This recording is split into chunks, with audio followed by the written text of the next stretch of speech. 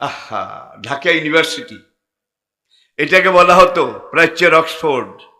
প্রাচ্যের অক্সফোর্ড। অতীতে আমাদের যত বড় নেতা বঙ্গবন্ধু শেখ মুজিবুর রহমান সাহেব থেকে শুরু করে সব জাতীয় নেতা ঢাকা ইউনিভার্সিটি থেকে প্রোডাক্ট হয়েছে। আর সেই ঢাকা বিশ্ববিদ্যালয় থেকে এখন যারা প্রোডাক্ট হয় তারা ধর্ষণের শীর্ষে, তারা হাইজ্যাকের শীর্ষে, তারা টাকা পাচারের শীর্ষে, তারা এই দেশের ডাকাত গ্রেড। আগেও লাভ, পিছনেও লাভ, শুধু লাভ আর লাভ। নোকসান বলতে কিছুই এখানে নেই। দুনিয়ার অন্যান্য সব কাজের মধ্যে দুইটা দিক আছে, একটা পজিটিভ আর একটা নেগেটিভ। লাভের আশা যেমন আছে, লস নোকসানের ভয় বোধহয় নাই। কিন্তু এইটা এমন ব্যবসা, আল্লাহর সাথে এমন হ্যান্ডেলিং, লেনদেন, যেটার মধ্যে শুধু লাভ, শুধু লাভ, লোকসানের কোনো নামগন্ধ নাই। হালাকুল জিকির, যেখানে আল্লাহর কথা, রাসূলের কথা, কোরআনের কথা বলা হয়, এসব মাহফিলে হাজির হতে পারা সবচেয়ে বড় সৌভাগ্যের ব্যাপার। আপনারা ভাগ্যবান। আল্লাহ পাক আপনাদের এই আশা, এই বসা, এই মাহফিল, এটাকে কবুল করুন। সঙ্গে সঙ্গে চতুর্দিক থেকে মৌমাছির মতো কোরআনের এই বাগানে আমরা যারা ছুটে এসেছি, আল্লাহ পাক আমাদেরকেও কবুল করে নিন। হাসরের কঠিন দিনে, যেদিন যে সংকটময় সময় সন্ধিক্ষণে আল্লাহ পাকের আরশে ছায়া ছাড়া আর কোনো ছায়া থাকবে না, আল্লাহ পাকের রহমতের আশা ছাড়া আর কোনো ভরসা থাকবে না, সেই কঠিন দিনে আল্লাহ রাব্বুল আলামিন হুজুর নবী করিম সাল্লাল্লাহু আলাইহি ওয়াসাল্লামার নামে নামি, ইসমে গেরামির বারাকাত এবং বদৌলতে আল্লাহ পাক আমাদেরকে কবুল করে নিন। আমাদের সবাইকে আল্লাহ পাক ডান হাতের মালিক বানিয়ে দিন। আমলনামাটা কোন হাতে চাই? কোন হাতে? ওয়া আম্মা মান উতিয়া কিতাবাহু বিয়ামিনিহি, হাসরের কঠিন ময়দানে যাদের আমলনামার ডান হাতে দেওয়া হবে তারা সবচেয়ে বড় সৌভাগ্যবান। সে তার বন্ধু বান্ধবদেরকে খুঁজবে, হাসরের মাঠে আত্মীয় স্বজনকে খুঁজবে। খুঁজে যখন একজন দুজনকে পাওয়া যাবে তখন বলবে, হাউম, আসো ভাই, একরা কিতাবিয়া, এটা আমার আমলনামা, পড়ে দেখো, golden A plus, golden A plus, সর্বোচ্চ নম্বর আমি পেয়েছি। আর যারা জনম দুঃখী, দুনিয়ায় বেশি সুখে ছিল, শান্তিতে ছিল, বেশি আরামায়েশে ছিল, দ্বীনের কথা ভুলেছিল, কোরআনের কথা ভুলেছিল, আল্লাহ এবং আল্লাহ রাসূলের কথা ভুলেছিল, এমন মানুষ হয়তো আপনাদের মধ্যে নেই, কিন্তু সমাজে আছে নাকি নাই? আচ্ছা, সব কিছু তাদের মনে ছিল, স্মরণ ছিল, সব কিছু করার জন্য তাদের অন্তরে তাকাজা ছিল, ডিমান্ড ছিল, কিন্তু কোরআনের ব্যাপারে, দ্বীনের ব্যাপারে তাদের কোনো চাহিদা, কোনো ডিমান্ড ছিল না। ঠিক কিনা বলেন? তাদের আমলনামা কোন হাতে আসবে?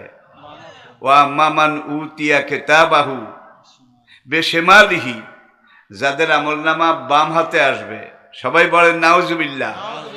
আল্লাহ, তুমি এই মুসিবত থেকে আমাদেরকে সবাইকে নাজাত দিও। হাসরের কঠিন দিনে আমাদের ডাইন হাতটাকে কবুল করে নিও, আমাদের আমলনামা ডান হাতে দান করিও। যখন বাম হাতে আমলনামা আসবে, এখানে দুই রকমের তাফসির। ওয়া আম্মা মান উতিয়া কিতাবাহু বিশিমালিহি, সে ডাইন হাত বাড়াবে, ফেরেশতা বলবে এই হাত না, বাম হাত বাড়াও, সে বাম হাত একবারও দেবে না, শুধু ফেরেশতা বলবে হাউম একরা কিতাবিয়া, ধর এটা তোর আমলনামা, পড়ে দেখ, সেটা ডাইন হাতটা বাইর করবে। ফেরেশতা বলবে না, এটা না, বামেরটা বাইর করো। যতই বলবে বাম হাত বের করবে না, কারণ জানে এইখানে আমলনামা নিলে কাম শেষ। বারবার বলার পরে যখন সে শুধু ডাইন হাত বাড়াবে, তখন এক ফেরেশতা ডাইন হাতে এইভাবে টেনে ধরবে, আরেক ফেরেশতা জাহান্নামের আগুনে পড়া একটা লোহার গদা চোখালো সুচালো গ্যাস করে মেরে দেবে, তার বুক পিঠ এপিঠ ওপিঠ এফোড় ওফোড় করে বাম হাতটাকে এইভাবে টেনে এইখান দিয়ে ঢুকাইয়া পিঠের ওখান দিয়ে বের করবে। এটাকে বলা হয়েছে ওয়া আম্মামান উতিয়া কিতাবা ওরাআ যহরিহি। আল্লাহু আকবার। দেখেন কোরআন কোন ভঙ্গিতে কথা বলছে। হাসরের কঠিন দিনে যাদের আমলনামা পিছনে পিঠের দিক থেকে দেওয়া হবে, তাহলে যার কথা আমি বললাম আর কি, বামাত দিতে চাবে না। এখন এইখান দিয়ে ঢুকাইয়া ছিদ্র করে টেনে হাতটা এইভাবে বের করে তারপরে বামাতে আমলনামা দেওয়া হবে। ফায়াদু সুবুরা, তখন তারা আফসোস করবে, কান্না করবে, রোদন করবে, আহাজারি করবে, আর বলবে হায় রে, যদি দুনিয়াতে আমার জন্ম না হতো, মানব জন্ম যদি আমি না পেতাম। আর কাফের বেঈমান অবিশ্বাসী ধর্মহারা তাদের সবার মুখে একটাই কথা হবে, ওয়াকুলুল কাফেরু ইয়া লাইতানি কুনতু তুরাবা। তারা একটু আগে গরুর বিচার দেখছে, ছাগলের বিচার, কুত্তার কামড়া কামড়ি, দুনিয়াতে দুইটা কুকুর কামড়া কামড়ি করেছে, হাসরের মাঠে ওদেরও বিচার হবে। দুর্বল কুকুরটা শক্তিশালী কুকুরটাকে দেখিয়ে বলবে, রব্বুল আলামিন দুনিয়াতে ওকে তুমি শক্তিশালী বানিয়েছিলে আর আমাকে দুর্বল।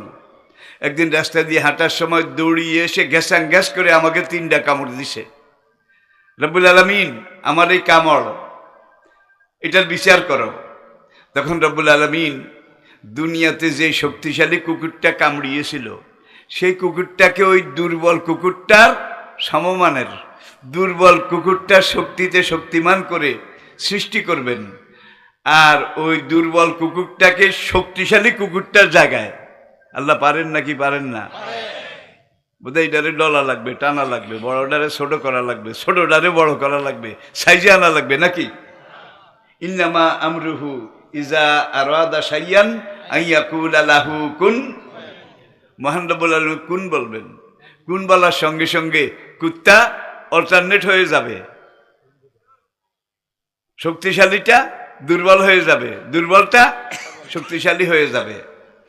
তখন আল্লাহ বলবেন আক দে দায় নাকা, কামড় কয়টা দিছে রে? কয় 3টা।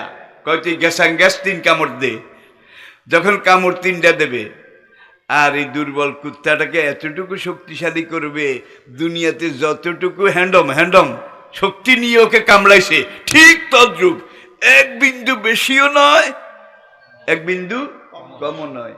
যদি একটু বেশি শক্তি দেয় তাইলে দেনা উসুলই আরো কিছু ওভার হয়ে যাবে, আর যদি কম শক্তি দেয়, কম শক্তি দিয়ে কামড়াইলে দুনিয়ার ওই যে কামড় দিছিল এটা পুরোটা উসুল হবে না, আরো কিছু ডিউ পাওনা থেকে যাবে। ঠিক কিনা বলেন? গরু 2টা দাঁড়াবে, দুর্বল গরু বলবে আমি খালপালে ঘাস খাচ্ছিলাম, গুতা দিয়ে আমাকে খালে ফেলে দিয়েছে। তখন আল্লাহ বলবেন যে তোরা অল্টারনেট হয়ে যা, যে শক্তি নিয়ে গুতা দিয়েছিল দুর্বলটাকে বলবে তুই সেটার জায়গায় সেই শক্তিমান হয়ে যা,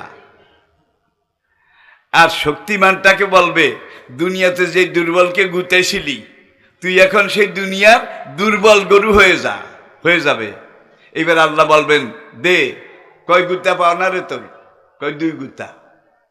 কয় দে 2 গুতা লাগা। গুতা যখন দেবে দেনা শোধ হয়ে যাবে। তখন আল্লাহ বললেন সিরু তোরাবান, তোদের খেল খতম, তোদের মুআমেলা শেষ, তোরা মাটি হয়ে যা।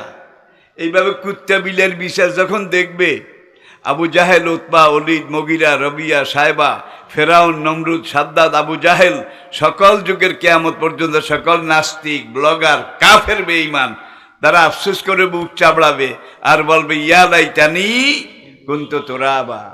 আরে হতভাগ্য আমার, দুর্ভাগা আমি, ওই গরু ছাগল কুত্তা বিলের মতো মাটি হয়ে যেতাম যদি, তাইলে সেটা আমার জন্যে সবচেয়ে বড় কল্যাণকর ছিল।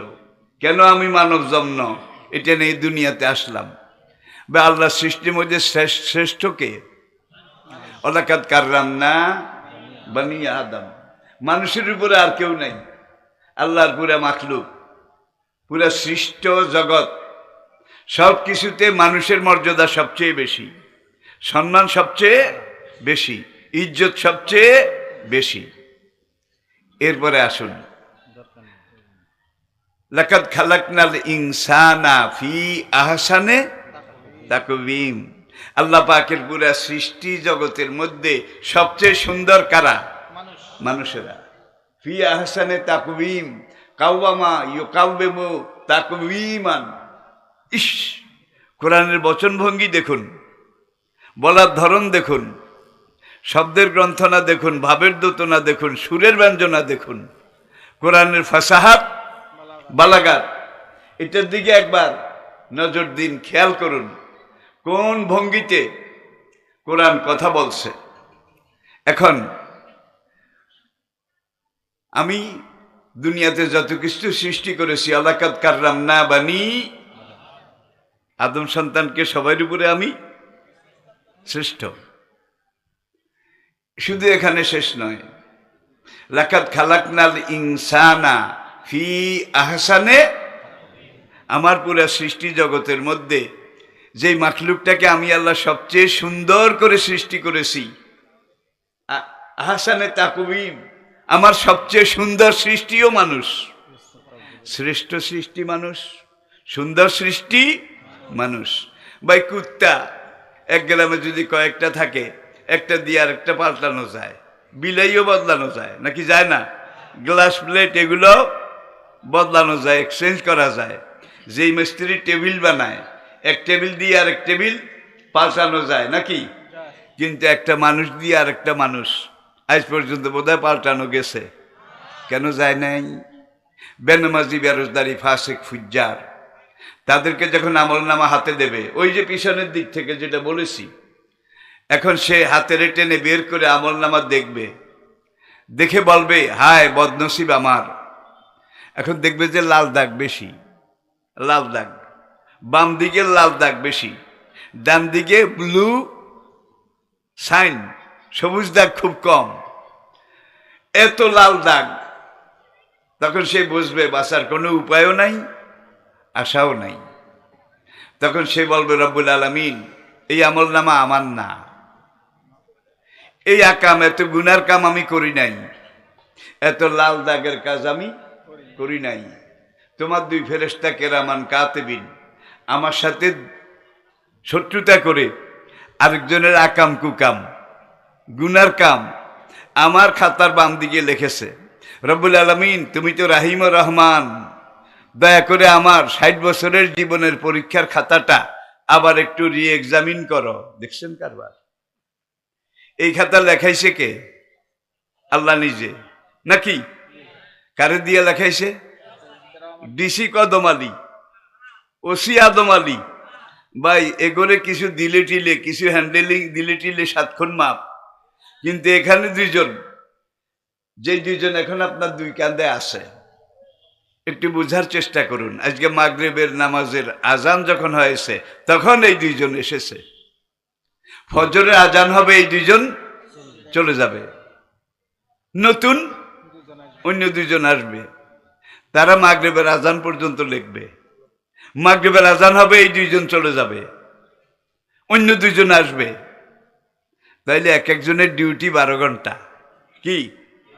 ফজর থেকে মাগরিব অথবা মাগরিব থেকে ফজর, 12 ঘন্টা ডিউটি। ভাই কোনো ডিসিকে এক জায়গায় বেশি দিন রাখা হয় না, ওসি দারোগাকেও এক থানায় বেশি দিন, কি তাদেরকে এক থানায় বেশি দিন রাখা হয় না। এটা সরকারি আইন। এই আইনটা এই জন্যে, এই সার্কের জন্য